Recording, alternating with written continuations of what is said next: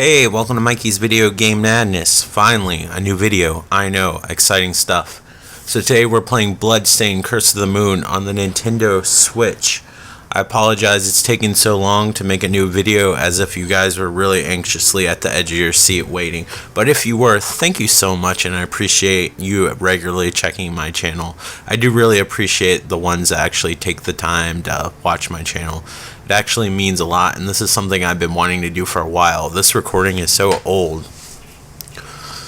This was recorded roughly around the time I recorded the last Castlevania video, to give you any kind of hint of when I recorded this footage. So it was like roughly about a month or so ago, so it's been a while.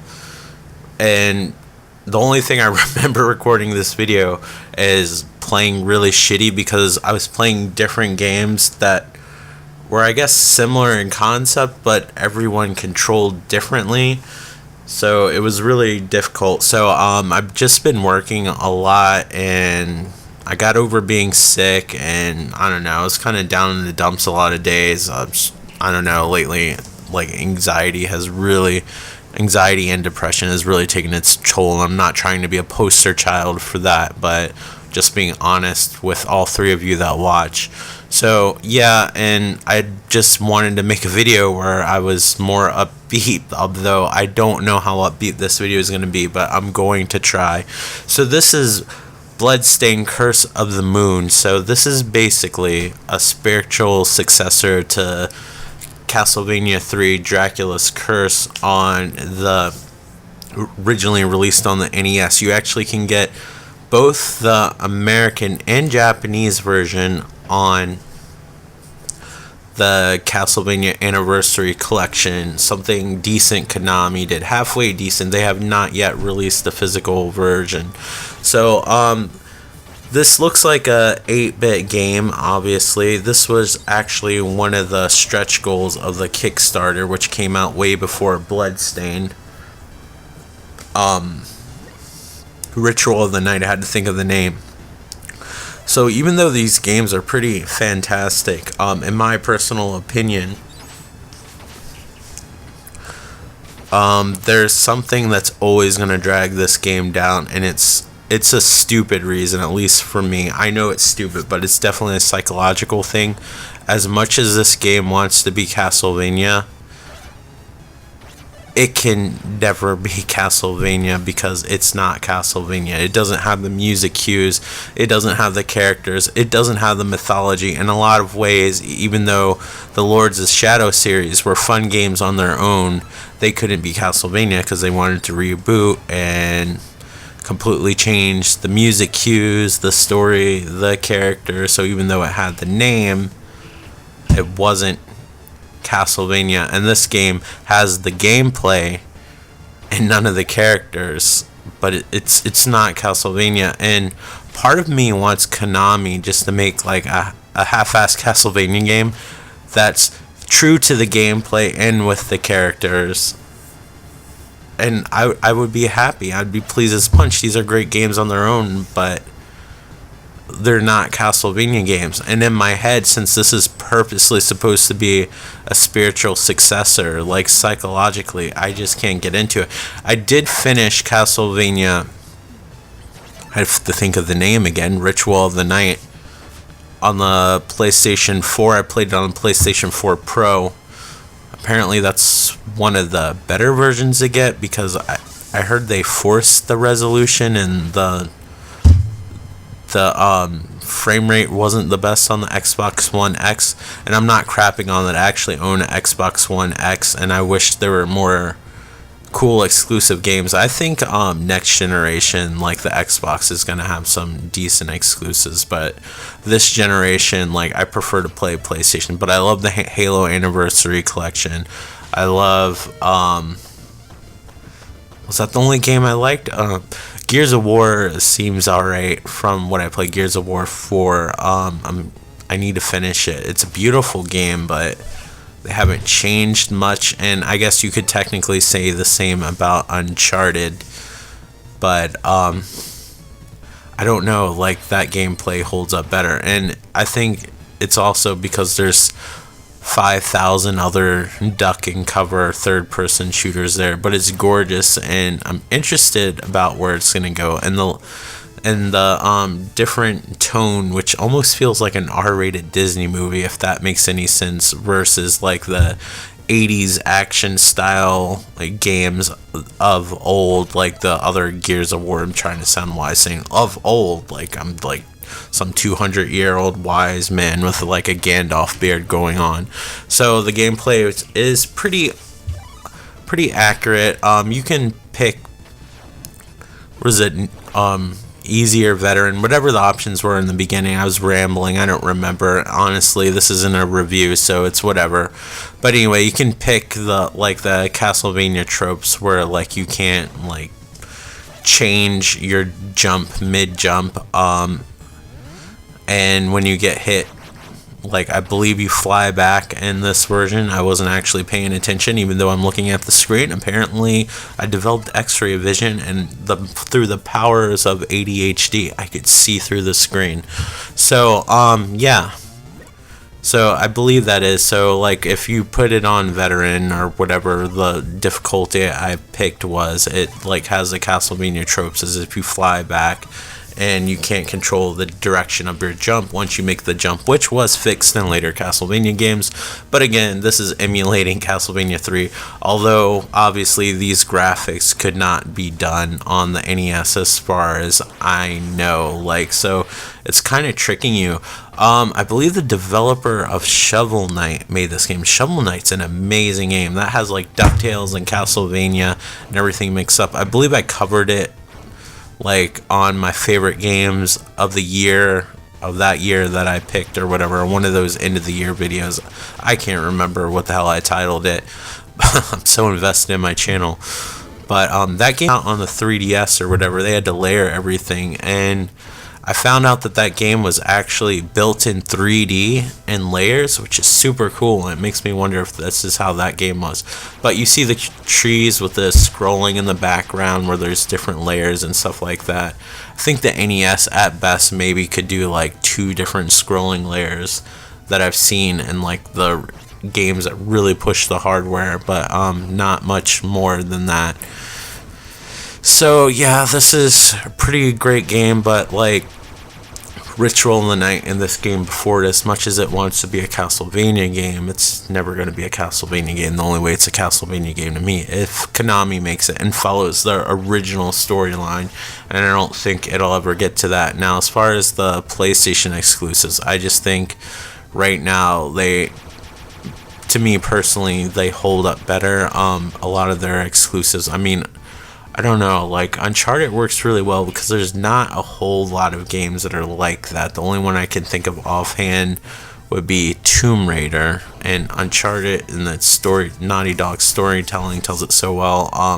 The Last of Us, there's not a whole lot of games like that. It has crafting in it, but it's not overwhelming. Horizon Zero Dawn, I want to get into that game so bad, but unless I'm playing it wrong, and now the strategy guide's considered like a collector's item, which is really strange to me. I could probably go online and like read a strategy guide or whatever, but I think the key to that game is grinding, which with that kind of action open world sandbox game, that's something I necessarily don't want to do. But as far as Xbox exclusives, pretty much all the games on Xbox One X, except for a couple,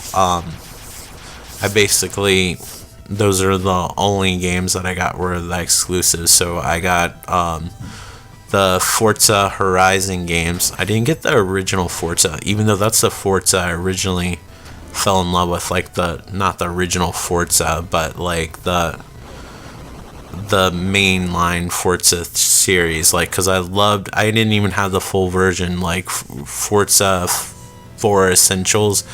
I absolutely loved that, but I didn't get 5, 6, or 7. Gosh, I can't believe it's up to 7, but I got Forza 2, 3, and 4, and those games are fantastic and beautiful in 4K with HDR. Even though like Forza 4 has like the seasons, like I really really dig the Australian setting of the third game. That's probably my favorite Forza Horizon game, and I don't care. Like, I really love like the Halo games. And I love that I got it after it was super patched, so I don't know what the game was like before it wasn't patched. But I played it after the patches. But I think it was mostly multiplayer issues, and I never really play the multiplayer. I'll try it out a couple of times and drop it, but then I don't care. Notice I'm talking about Halo and not this. Oh well, it's my channel. I mean, what do you want? It's Castlevania 3 with updated graphics and different characters and backgrounds and whatever. It's a good game. I recommend it. I'd almost say to try this out before Ritual of the Night, because that game's a little bit longer and it may not be for everyone. One criticism after finishing I have to say about Ritual of the Night that I don't feel Symphony of the Night had, if you don't count the upside down castle, which made the game a little bit longer. But I don't know, like, and nostalgia might help with that. Like, there was just too much recycling of backgrounds for the amount of time that game was in development. Like, they would literally do like palette swaps or whatever, and I wouldn't have cared if like they just had original backgrounds and the game was shorter. Like, it just got kind of visually and aesthetically repetitive, and I don't know, like, part of me really just likes 2D art, and that's something that Castlevania Symphony of the Night has. And to be fair though, like, it might be nostalgia in a lot of ways, because the Game Boy Advance games, though excellent, and are actually Castlevania games, I just never felt like they captured the backgrounds as well. But I just feel like the Metroidvania or the Castlevania Symphony of the Night Maze Castlevanias also never captured the variety of like the forward pacing linear 2D games like this one here. I always feel like the environments are constantly changing and it doesn't have to keep with the theme of being stuck in a castle. I really like on Super Castlevania 4 where you actually have to work your way towards a castle. I would love it if they made like a Castlevania game that was linear at first and then turned into a Symphony of the Night game. That would be kind of crazy and really cool. Like, where it was like a regular old school Castlevania game until you got to the castle, and then all of a sudden the gameplay changed to like a Metroidvania maze like Castlevania, where you had to work your way through the castle, and all of a sudden leveling up and all that shit became a thing. But yeah. But as far as Sony exclusives, I'm hoping that The Last of Us 2 will be released on the PlayStation 4, and maybe it'll have like some update patch when the PlayStation 5 comes out. But deep down, like, something's telling me like that's gonna be like a PlayStation 5 launch title, and I can't really fault them. That would be super smart of them to do that. But at the same time, like, I was an early adopter of the PlayStation 4, so I definitely got like my gameplay out of the PlayStation 4. I don't know if I can afford a PlayStation 5 from all the articles I'm reading, and now like they're creating these tariffs for China and stuff like that, so the consoles will be even possibly more expensive than they were before. And it's just, I don't know. But I know a lot of people that are just getting PlayStation 4s and Xbox One X's now. I'm seeing some artifacting. I'm hoping that's not through the video, but if it is, I apologize. But honestly, if you're here to watch a playthrough, this is definitely the wrong channel. It's all about the commentary, because I'm not even talking about the game half of the time. But yeah,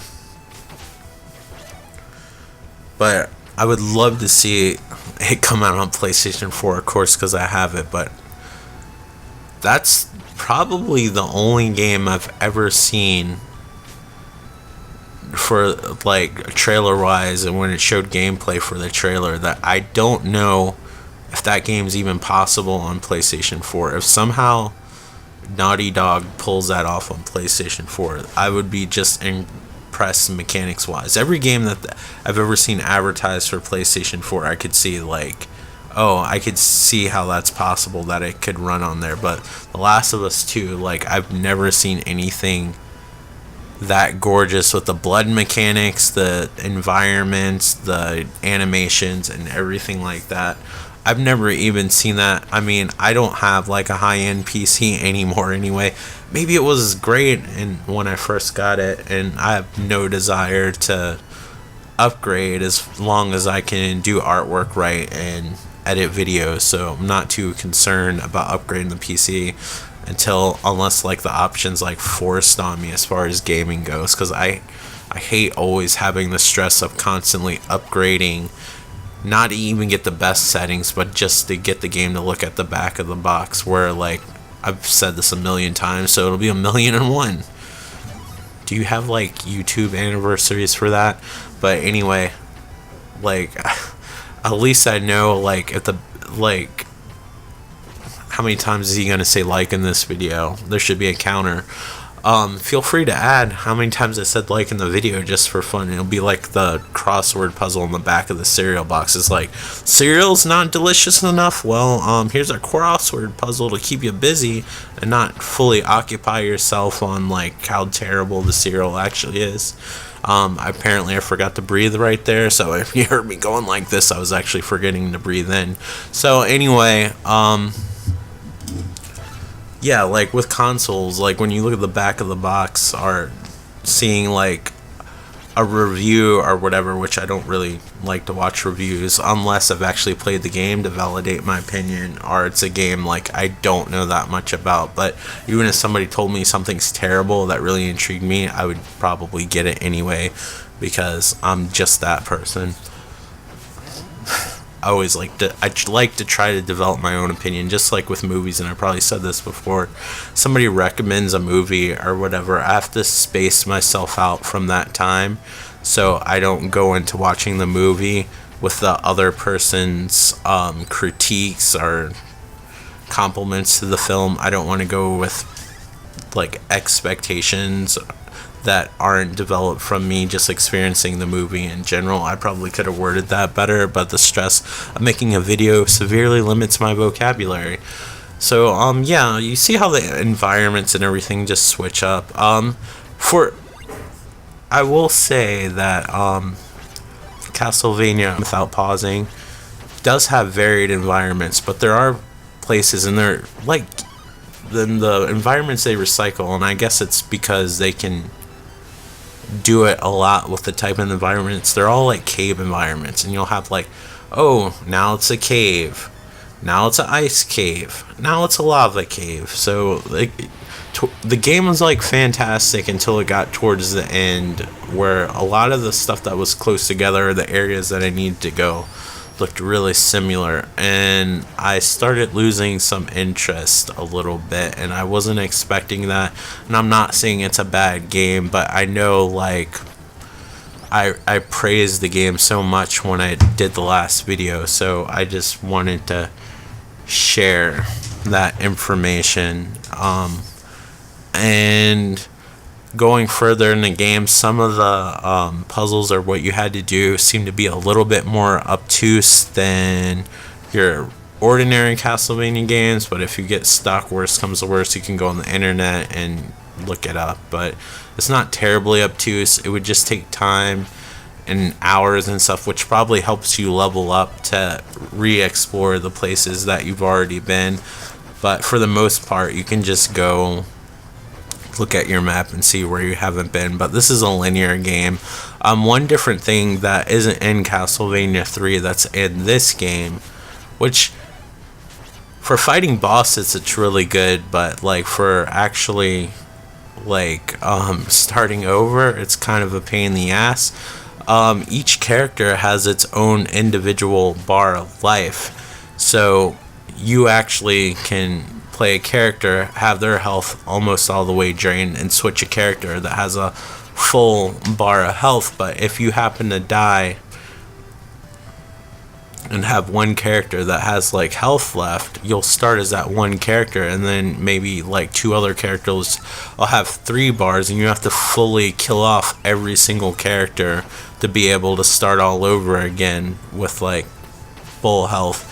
which, I mean, it's not a huge problem, but I would prefer it like if you died, all your characters die and you start all over again. But it does make the game a little bit easier. This is by no means even though I haven't finished the game, like I think I'm like one level away from the last level, but it definitely is easier than, say, Castlevania 3 Dracula's Curse, which was made, like, the Japanese version is by no means like a cakewalk. It's weird. The Japanese version actually starts out harder and then ends up easier because every enemy has like a set amount of health that it takes away, which is true with the American version, but as you progress further in the game, even enemies that took a little bit of health early on in the game will take a lot of health away later on in the game, so that makes it more difficult. And that was the combat for people from finishing games through like a 2-day rental, so they wanted people to buy the game and play it over and over versus beating it like on a weekend or whatever, and then they lose sales on the game. At least that's the thinking. Where this game, it's definitely challenging, especially I feel like a lot of 2D games in general are challenging for people who grew up during the 3D era. Like if you grew up during the Nintendo 64 era and so forth and didn't have a Game Boy or whatever, I feel like younger people are really good at like 3D based games, but they don't seem to be as good as they could be with 2D games, which is really bizarre to me because like being older, it's kind of the opposite, where you're not always as good at 3D based games, but you're really good at 2D games because that's what you grew up with, and you have like that nostalgic muscle memory that I guess doesn't go away if you never like quit playing video games. Like I'm guessing if you went back to it, it'd be really weird. And there are people that are good at all games. Like let me identify everybody so I'm like inclusive with every type of gamer imaginable in my short little video that if I'm lucky 10 people will watch. Maybe I'll make it to the 100 point after 10 years or whatever. 100 views, yes. What, 50 and like dislikes? Are you kidding me? That's kind of how it rolls on my channel. Sorry for that. I don't even know where I was going with that. I'm looking at how much time I have left in the video and rambling at the same time, but it's like on autopilot. So you have more characters. I wasn't paying attention. I don't know if this is asking you if you want a character or not, but after you beat the game, you have like the Game Plus mode, and this is kind of cool that wasn't in Castlevania 3, is that you could go back and replay the game and revisit areas that you weren't able to visit before because you didn't have that character's ability. One weird thing about Castlevania 3 and the multiple characters, and again, I didn't look to see if it actually asked you if you wanted to take the character, but when you don't have any characters, I never understood why it'd be like, do you want to take this character with you? And it's like, why wouldn't I? I don't have anybody else, but I guess I want like the ending where you're just by yourself, so it spreads the game out further. But thank you so much for watching. I hope you're all doing well, and take care. Talk to you on the next video. Bye. If you want to, like, comment, and subscribe. Thanks for watching.